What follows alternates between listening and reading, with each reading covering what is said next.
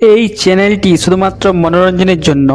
এখানে কোনো প্রকার অন্ধবিশ্বাসকে প্রাধান্য দেওয়া হয় না। চ্যানেলটিকে সাবস্ক্রাইব করুন এবং প্রতিনিয়ত এনজয় করুন এই ধরনের হরর এপিসোডকে, এবং চ্যানেলে থাকা বেল আইকনটি অন করতে ভুলবেন না।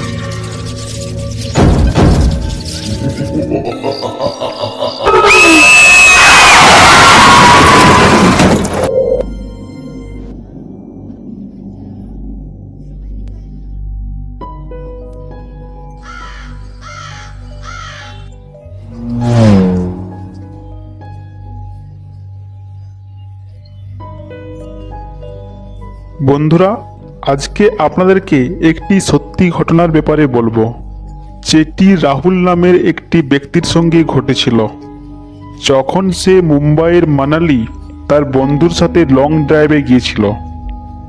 এই ঘটনাটি ঘটে 2010-এর নভেম্বর মাসে রাত খুব জলদি নেমে আসে, কারণ তখন বাইরে প্রচণ্ড ঠান্ডা শুরু হয়ে যায়, সেটিও আবার মানালিতে।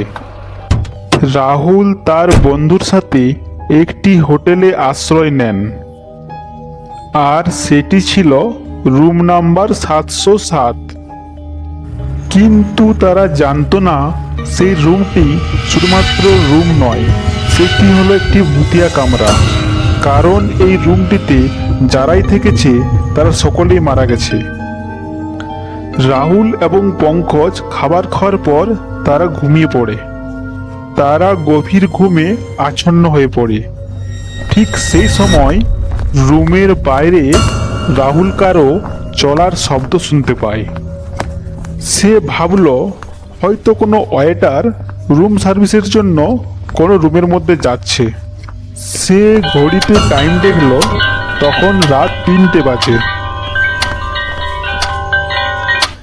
রাহুল তখন মনে মনে ভাবতে লাগলো, এত রাতে কে হতে পারে। সে তার বন্ধু পঙ্কজকে ওঠানোর চেষ্টা করলো, কিন্তু সে মদ খেয়ে ঘুমিয়েছিল। সে জাগেনি। ঠিক তখনই লাইট চলে যায়। তারপর রাহুল দরজা খুলে দেখে সেই রাস্তার মধ্যে কেউ ছিল না। কিন্তু তাও রাহুলের কানে কারো হাঁটার শব্দ ভেসে আসছিল।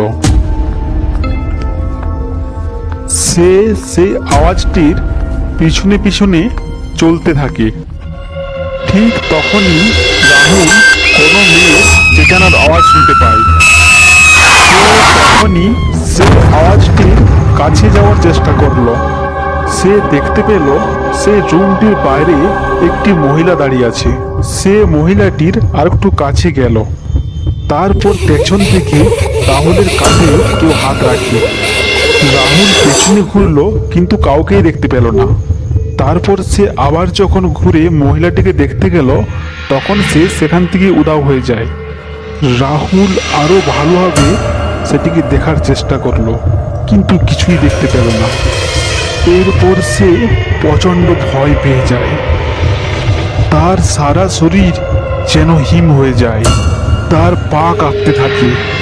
এরপর সে সেখান থেকে দ্রুত পালাতে থাকে এবং পঙ্কজের কাছে গিয়ে এক বালতি জল ঢেলে দেয় এবং তাকে সে কোনো প্রকারে ওঠায় এবং বলে, এক্ষুনি জিনিসপত্র গুটিয়ে নাও, এখান থেকে যেতে হবে, তোমাকে সবকিছু গাড়িতে বলবো।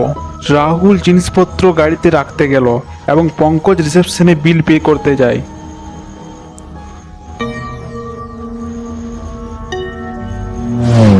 আরে জানিস ওই হোটেলটিতে কি হয়েছে?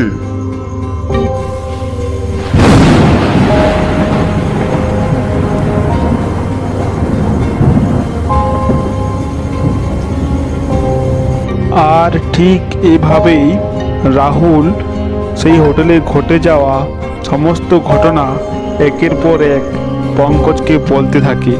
আর এসব শোনার পর পঙ্কজ চমকে ওঠে। ভগবানকে অনেক অনেক ধন্যবাদ যে আমরা বেঁচে গেছি। হ্যাঁ, তুমি ঠিকই বলেছ।